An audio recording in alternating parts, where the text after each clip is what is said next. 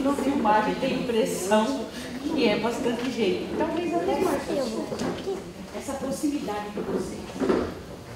Esse calor humano que emana de vocês. Que chega até nós aqui e nos anima a estar aqui e a pedir a Deus por vocês essa noite.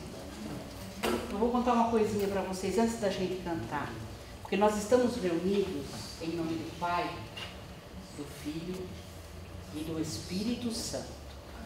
Amém. E o meu netinho foi para um retiro para a crise. E nós fomos na missa para esperá-los vir. E foi tão gostoso quando eles saíram, e os avós, e os pais, e os tios, a gente quase matou os moleques, né? De tanto abraçar e beijar, e eu fiz assim para o pequeno. Eu tenho 11 anos. Como que foi o retiro para você, menino? Ele fez assim para mim, vó, eu fui com o coração tão aberto que eu experimentei a presença de Jesus. Vó, que delícia a presença de Jesus. Então, nessa noite, quando a gente cantar, que nós estamos aqui, em nome desse Pai querido e amoroso, em nome do Filho, que é nosso Redentor, e o Redentor nos aproxima para que nós possamos experimentar o amor na nossa unidade. Num abraço, num aconchego, num sorriso, nessa proximidade. E é o Espírito Santo que vai dar testemunho disso aqui, no meu coração e no teu. E vou falar uma coisa para vocês. Louco de quem abraçar isso. Eu vou falar uma coisa e vocês vão me responder. Eu aprendi essa semana que amém, na palavra grega, ela quer dizer, eu me agarro nisso que eu creio. E eu quero dizer para vocês, quem disser amém agora, aqui dentro do seu coração, consigo, vai dizer, eu quero me agarrar nessa humanidade que Deus me deu. E quero que ela seja cada vez melhor. Alguém vai dizer amém? Amém! Isso aí. Então nós vamos cantar.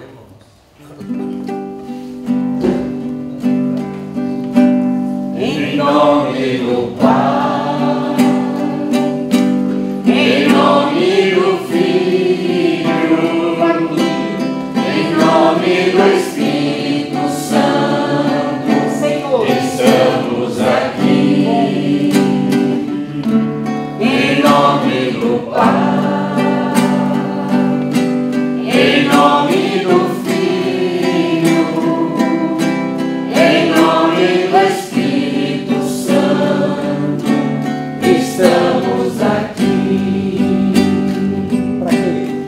Para louvar e agradecer, em dizer e adorar, estamos aqui, Senhor, ao teu dispor, para louvar e agradecer, em dizer e adorar, te aclamar, Deus trino de amor. Agora sim, só quem está do teu lado, não precisa fazer nada. Um abracinho, bem.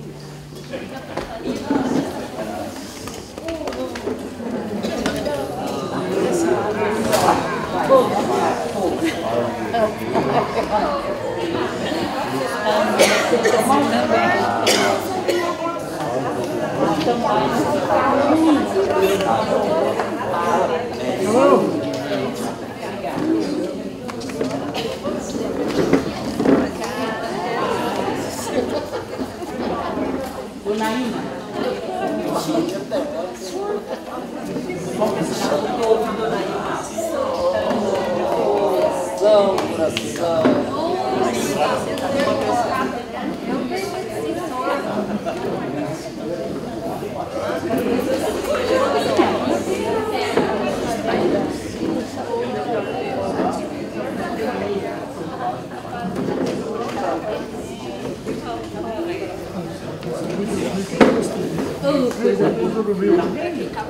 Conversando,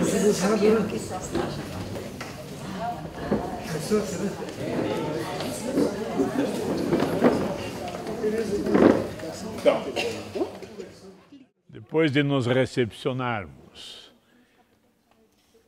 voltando um pouquinho, nós propusemos esse tema justamente para termos uma experiência, a ideia era essa, com Deus a partir da nossa própria humanidade. Porque o grande empecilho de conhecermos Deus é porque nós não nos conhecemos. O empecilho de termos uma experiência com Deus é porque nós lutamos e lutamos para não termos uma experiência conosco mesmo.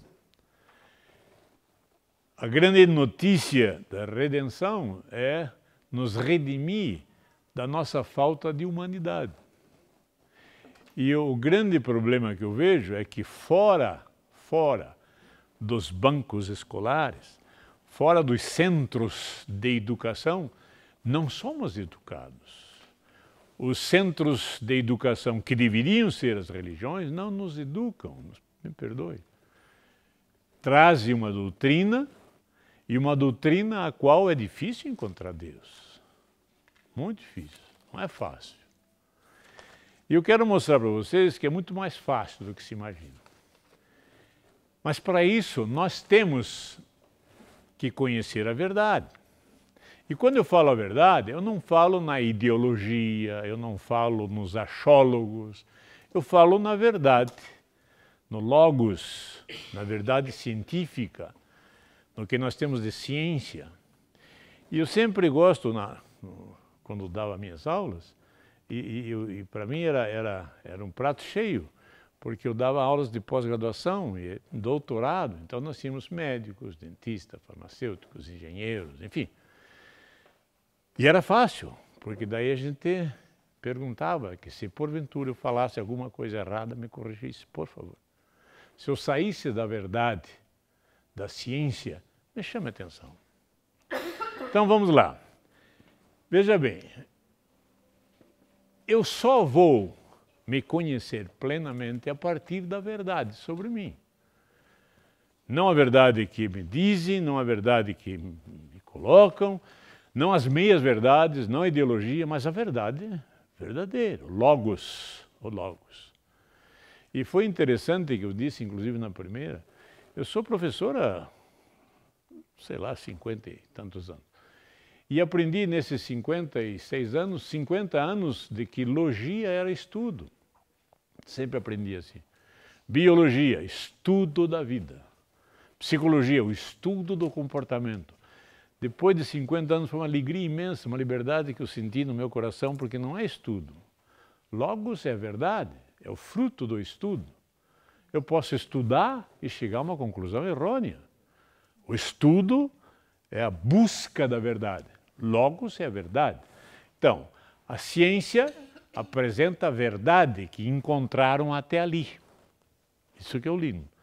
Então, biologos, ou para nós em português, biologia, é o estudo da vida encontrada até agora. Então, a verdade plena de mim mesmo só através da verdade que é nos dado, que é nos oferecido. Então, a nossa proposta é nós entrarmos por aí hoje, para nós vermos. Antes disso, existe um templo na Grécia de uma deusa chamada Cibila, em que a essência da frase dela é isso: conhece-te a ti mesmo e conhecerás os deuses e o universo. O universo está no seu interior. Deus está no seu interior, habita o seu interior. Então não precisamos de grandes artimanhas para termos uma experiência com Deus. Precisamos só nos conhecer, só isso. E é isso que nós nos propusemos. Nós propomos a vocês um caminho ao qual se realiza no âmbito da autoconsciência. É isso. Nós temos que tomar uma consciência sobre nós mesmos. O problema é que nós vamos perceber, e tem psicólogo aqui, de que mais de 90%, dizem hoje, o nosso comportamento é impulsionado pela nossa inconsciência. Somos inconscientes. E como inconscientes, facilmente manipuláveis. Pois bem,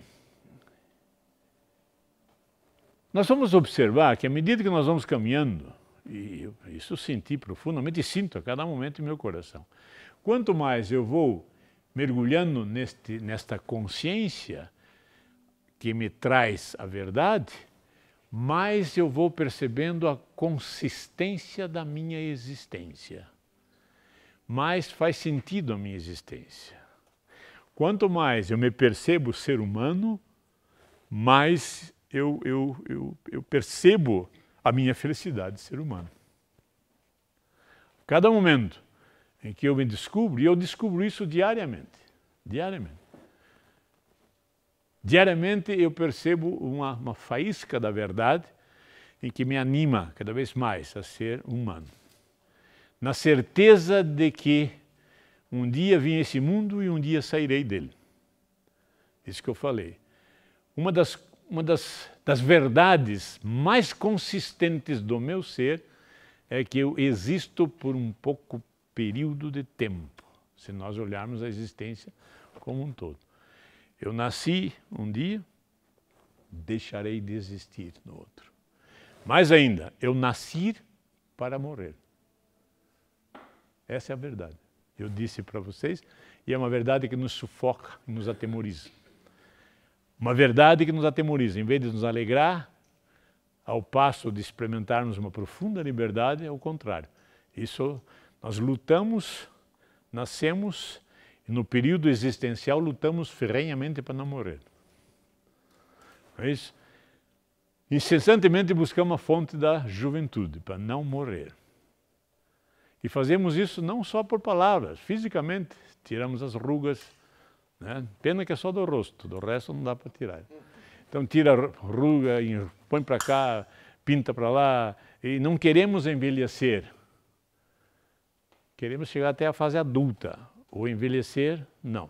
Morrer, piorou. É isso? Por isso que eu já tirei do meu vocabulário a palavra morrer.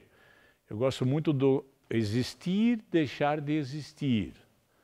Falei quarta-feira passada. Para nós a morte, até a morte a sociedade nos coloca como um carrasco.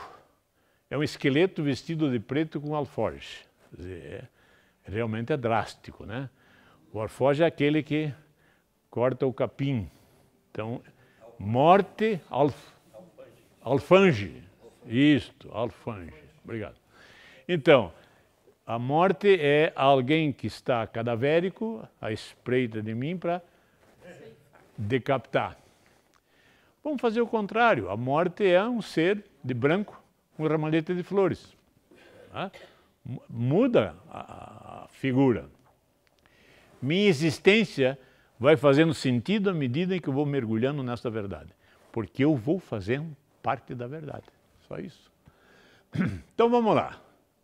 Já vimos isso. A ciência olha o ser humano numa visão holística. Ou seja, o ser humano é isto, ciência. Ciência, não sou eu que estou dizendo.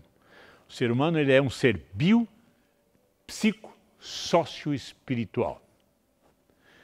Bio, psico, sócio-espiritual, dizem assim. Não gostei da palavra espiritual, já vou dar um adendo, vai aparecer mais na frente. Se nós colocamos o grego bio, vida, psico, relacionamento, sócio, cultura, e espiritual, tira o espiritual e põe pneumo. Então, o ser humano é um ser bio, psico, sócio, pneumo.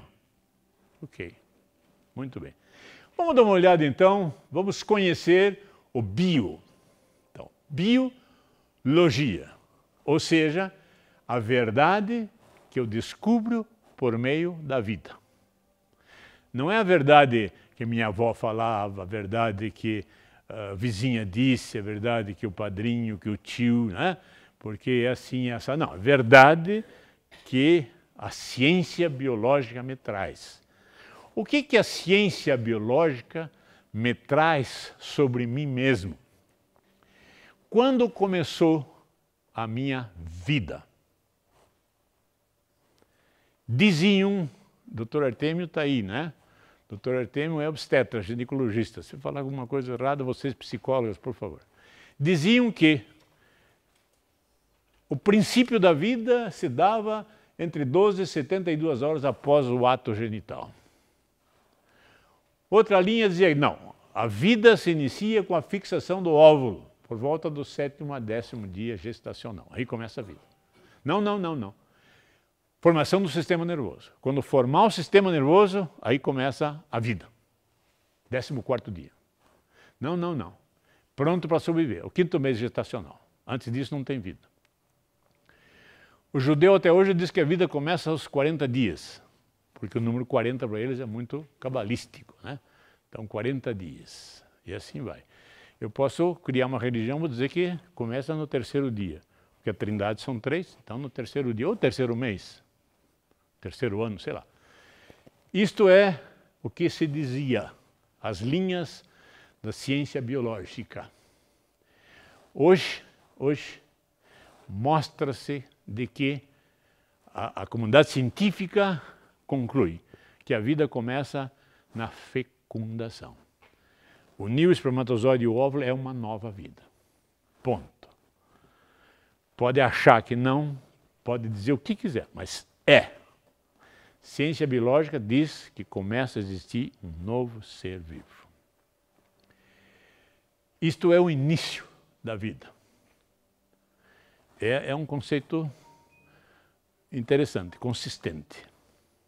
Entretanto, Pasteur diz que um ser vivo só existe, só provém de outro ser vivo. Filosoficamente, então, quer dizer que eu não principiei aqui, eu já existia, eu já pré-existia, não é isso? Meu pai e minha mãe já existiam, estavam vivos, que forneceram essas células da qual eu me originei. E se nós olharmos nessa filosofia, os pais dos meus pais estavam vivos para que eles existissem, assim vai indo. Então eu não consigo ver quando eu principiei. Pré-existem. A fecundação do espermatozoide com o óvulo já pré-existiam aqueles que ofereceram essas células. Eu não comecei do puf, não. Havia alguém que forneceu essas células. Em grego, o princípio é arqueo. Nós conhecemos a ciência arqueologia, não é isso? A arqueologia, a arquética, arquipélago, vejam todo o sentido. Arqueo é princípio, início. Princípio, início. O interessante é que a ciência sabe que a célula germinativa masculina pode permanecer viva por 3 dias. Certo ou errado, doutor? Certíssimo. 3 dias. Em meios propícios. 3 dias. Perfeito. E que a célula germinativa feminina permanece viva 1 dia. 1 dia. Vamos entender um pouquinho. Nós temos no grego 2 palavras que definem tempo, embora tempo filosoficamente não existe. Existem fatos, existem acontecimentos e um período entre eles. Então, acontece aqui e nós chamamos isso, chama-se tempo. O grego chama tempo com 2 palavras, Cronos e Kairos. Qual é a diferença?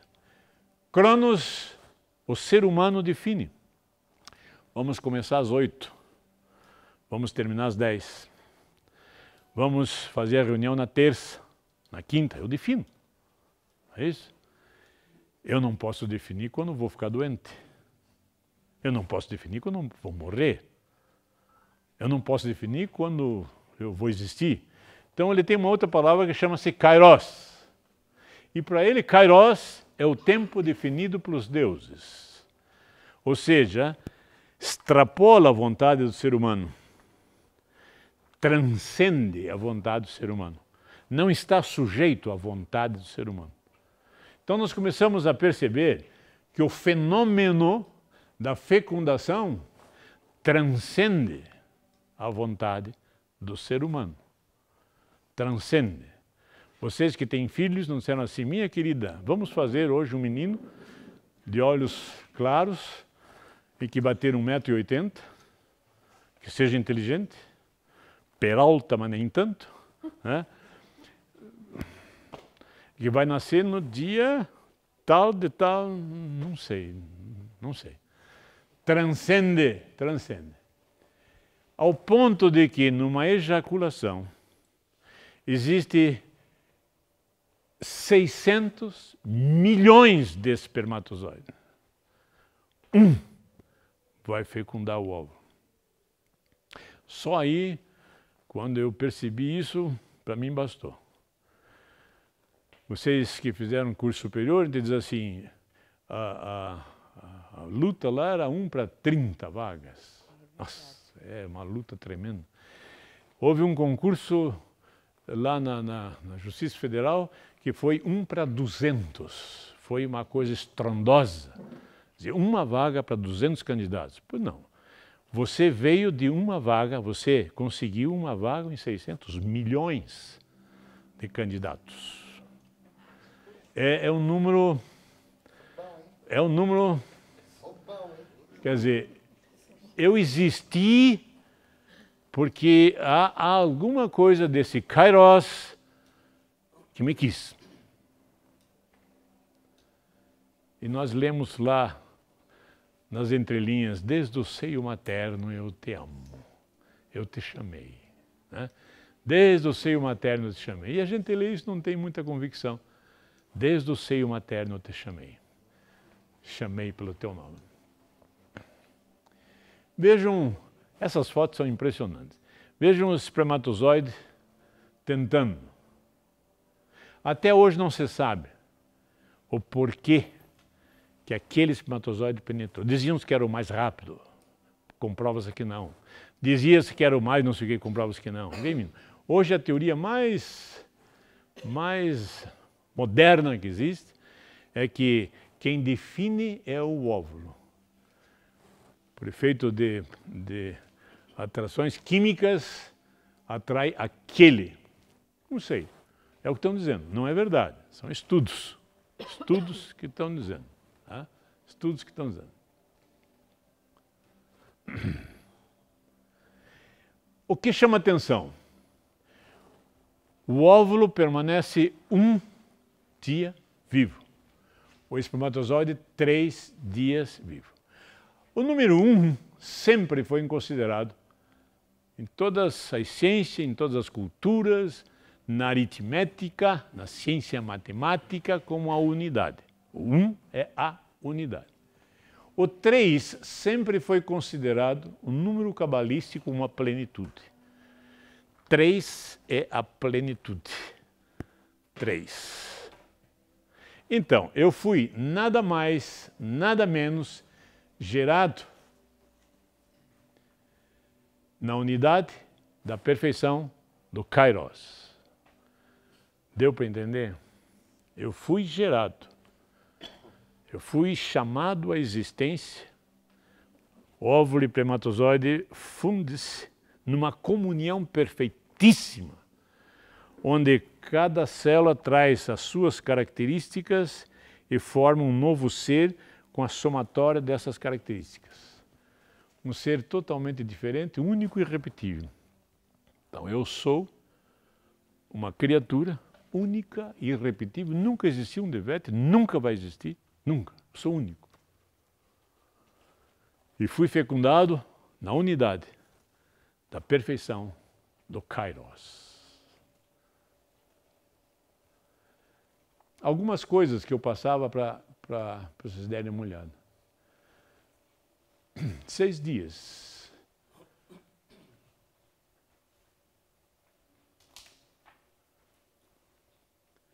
o embrião na 5ª semana de gestação.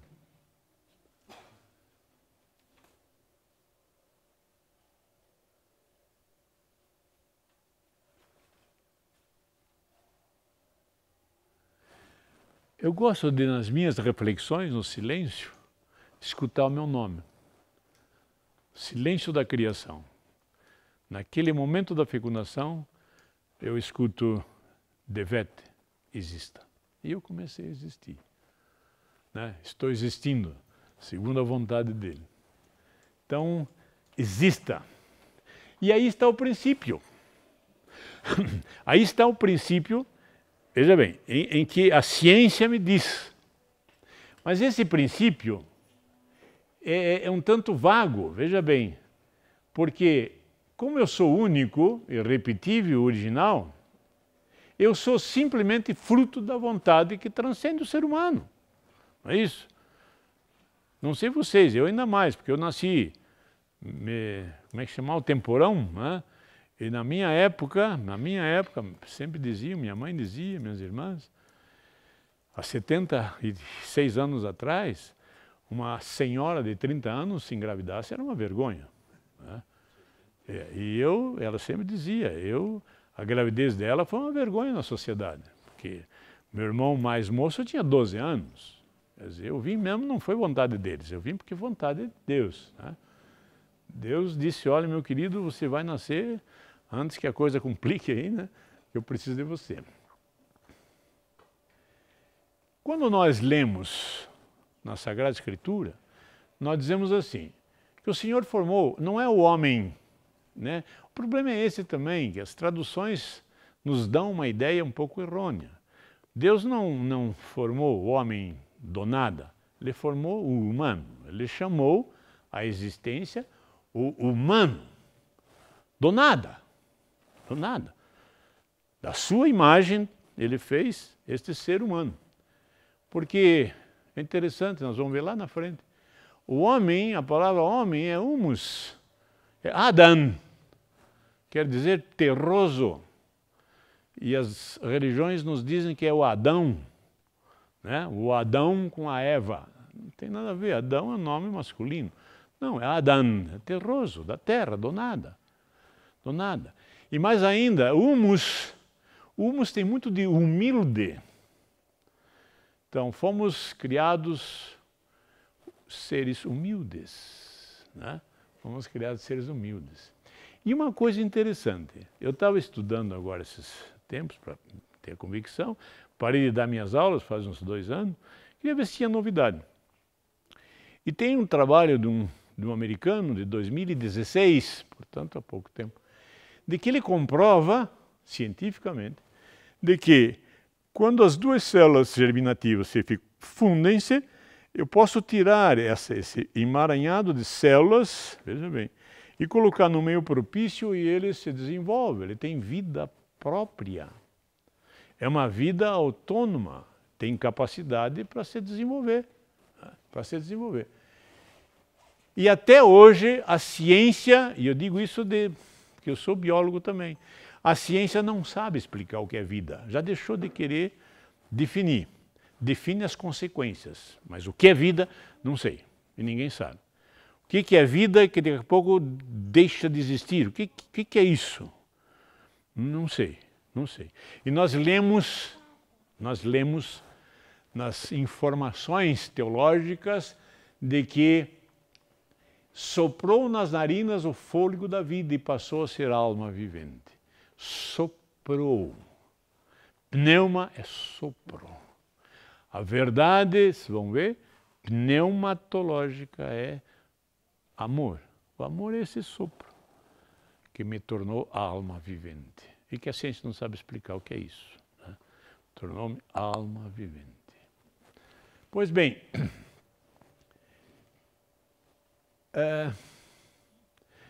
nesse momento do nascimento começam a me ver. Eu começo a ter um relacionamento interpessoal. Talvez não reaja ainda tão conscientemente, né? Mas já sabem disso, a criança chora, reconhece. Então já começo a me relacionar com o mundo comigo mesmo, com aqueles que estão em volta. É isso? Com aqueles que estão em volta. A grande pergunta é que fica: o fenômeno da fecundação em si, não sei. O fenômeno da definição da sexualidade, não sei. O princípio, não sei. Mas tem uma coisa interessante. Eu vi um comentário que me chamou a atenção, não sei se vocês leram, não sei. No meio científico apareceu. Uma senhora com 19 semanas sentindo uma hemorragia nos Estados Unidos, e já com 2 filhas, e percebeu que não era de hemorragia, era uma coloração diferente, e foi ao hospital. E no hospital estava esperando para ser atendida e a criança nasce. E ela deu nome, a criança ficou poucas horas, mas deu nome, sentiu o coraçãozinho batendo. O que me chamou muita atenção, veja bem, é o seguinte: olha o tamanho. A mão cabe na unha. A mãozinha da criança tem o tamanho da unha da mãe. Aí diz outra coisa, você observa, por exemplo, olha falange, falanginha, falangete.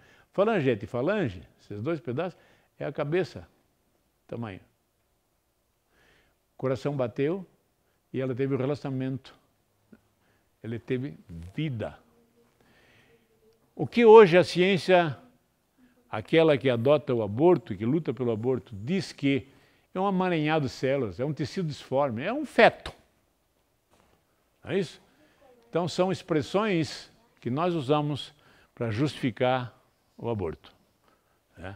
O aborto. Se é um sopro de vida, se é uma vontade do Kairos, se é algo transcendente, que direito temos nós, que poder temos nós, né, de intervir nisso.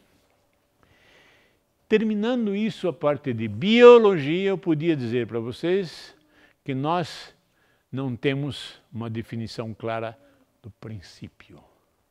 Biologicamente, somos sem princípio.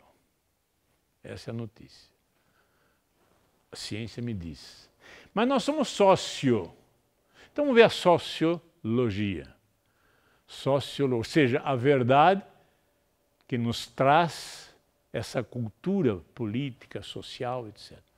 O que nos dizem? O que nos ensinam? O que nos falam? Quando nós principiamos como sócio, como sociais? A civilização, não tem ninguém sociólogo aqui, nem historiador, não?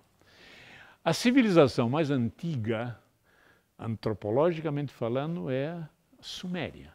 São os sumerianos. Por que são os sumerianos? Porque a única sociedade que deixou registro escrito. As letras cuneiformes, que eram cunhadas em placas de barro cozidas no forno. Ou seja, o final eram escritas cuneiformes em tábuas de pedra. Interessante isso. Ficava entre o Tigre e Eufrates. Vocês, quando tiveram a sua primeira comunhão, sua catequese, onde é que ficava o jardim do Éden? Entre o Tigre e Eufrates. Mesopotâmia era este espaço. Meso é meio. Potamos é rio. No meio do rio. Então essa civilização, ela surgiu no meio do rio. Esses 2 rios que nós conhecemos, Tigre e Eufrates. O lindo é que a fundação dessa sociedade começou por volta de 6.500 antes de Cristo. E foi dissolvido em 1900 antes de Cristo. Isso quer dizer que, então, o meu princípio sociológico está, cientificamente falando, no ano de 6.500.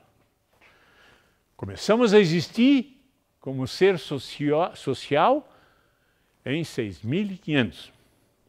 Aí vem a antropologia e me mostra um fóssil chamado Lucy de 3 milhões de anos. Então 6.000 ficou pertinho, para 3 milhões. Claro que essa Lucy não estava sozinha, tinha as amiguinhas e os parentes da Lucy. Então, o ser humano apareceu, surgiu, eu o conheço há 3 milhões de anos. Então, nós começamos a surgir como sociedade há 3 milhões de anos. Aí foi encontrado restos de uma criatura de 6 milhões, então não é já mais 3, 6 milhões, né, de anos. O que eu quero dizer com isso? Eu quero dizer que, eu não sei, sociologicamente, quando começamos a sociedade humana. O relacionamento humano, a vida humana juntos, não sei. Não sei, não tem limite, não temos princípio. Não tem um princípio biológico, não tem um princípio sociológico. Mas faltou a psicologia, agora sim. Ou seja, faltou a ciência que trata do comportamento humano. Aí sim, e aí é fácil porque nós temos aqui o que dizia todo o comportamento humano na psicologia. Vocês aprenderam, né? Não, a criança, sei lá, reage perante barulho, faz isso, faz aquilo, enxerga, desenvolve, chora, comunica, de quando está cedo. Ah, tá. Então, psicologia começa por volta dessa idade. Ou seja, o ser humano começa a ter um comportamento humano a partir dessa idade. Era até há pouco tempo. Veja, por exemplo, essa cirurgia que foi feita há 21 semanas. Isso é verídico.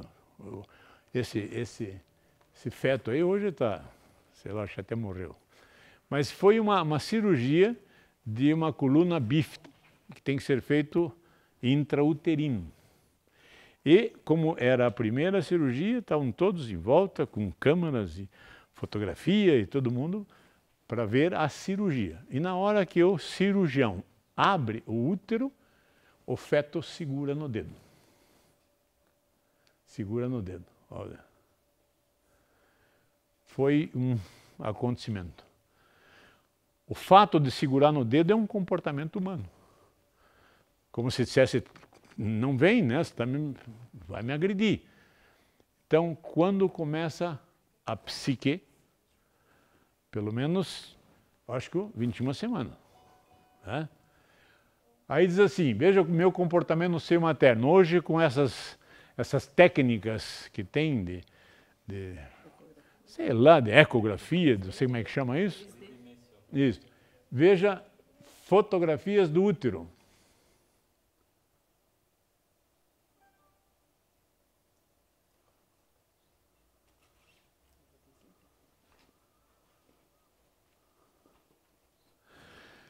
Então, eu tenho comportamento intrauterinamente falando.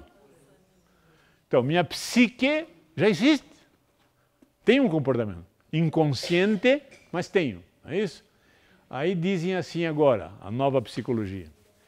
Constatou-se que não apenas o trauma do nascimento marca inconscientemente o indivíduo. Marca inconscientemente o indivíduo. Como também o modo como o feto percebe e tal. E diz lá, podemos então dizer que certamente a vida psíquica não se inicia com o nascimento, porém é uma continuidade da vida intrauterina. Há uma continuidade. Nós dissemos na quarta-feira passada que ao nascer e morrer há um processo chamado processo de humanização. Então nós vamos nos humanizando, passo a passo, momento a momento. É isso? O que eu queria dizer para vocês, para nós terminarmos hoje, entusiasmados. O princípio é arqueo, em grego. Sem é an. Então, se eu digo an arqueo, quer dizer sem princípio. Em português, arqueo, eu posso traduzir em anarquia. Então, eu sou um ser anárquico. E aqui que é o interessante. Somos anárquicos pela constatação científica. Não tenho princípio biológico, não tenho princípio sociológico, não tenho princípio psicológico. Sou anárquico.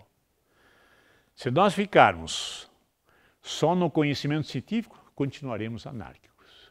E como anárquicos, nós temos o fruto da nossa sociedade. Como anárquico. Ou seja, se eu sou sem princípio, a minha vida anárquica me leva a estas perguntas constantes e permanentes. Desde que o ser humano se constata ser humano, ele pergunta quem sou, de onde vim, para onde vou, o que faço. Se nós tivéssemos a certeza de onde tínhamos vindo, para onde iremos, sabemos o que nós estamos fazendo. Aí deixamos de ser anárquicos. Então, a minha grande pergunta para vocês hoje é isso. E eu gostaria de perguntá-los a vocês, os que vieram quarta-feira e vieram hoje, os que estão vindo pela primeira vez. Vocês querem continuar anárquicos? Boa noite, muito obrigado pela presença. Sejam felizes. Se vocês querem sair desta anarquia, vamos dar mais alguns passos, tá certo? Por quê? Porque só a verdade me leva à minha verdade plena. Só a verdadeira verdade. Pleonasmo. Só a verdade me leva à plenitude. Só o Logos me leva à plenitude. Verdade, verdade. Por isso Jesus dizia, em verdade vos digo. Né? Verdade. O que eu estou falando é verdade. O que eu estou falando não é brincadeira. Se nós quisermos, e o convite é esse, sair dessa anarquia, então vamos continuar partilhando um pouquinho. Né? Vamos ter um tempinho para nossa reflexão, nossa partilha. E viu lá se é terça ou quarta?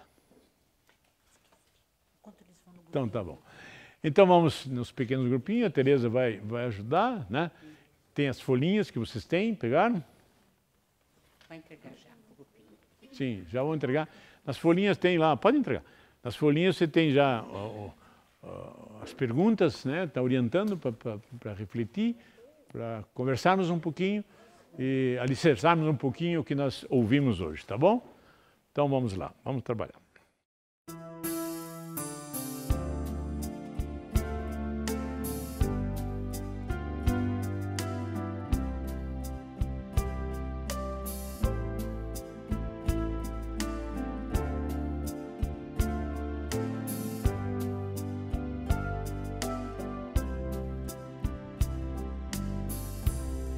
Tão grande és, meu Deus, tão grande és, meu Pai, bondade sem fim, amor sem igual, fizeste a promessa de jamais me deixar.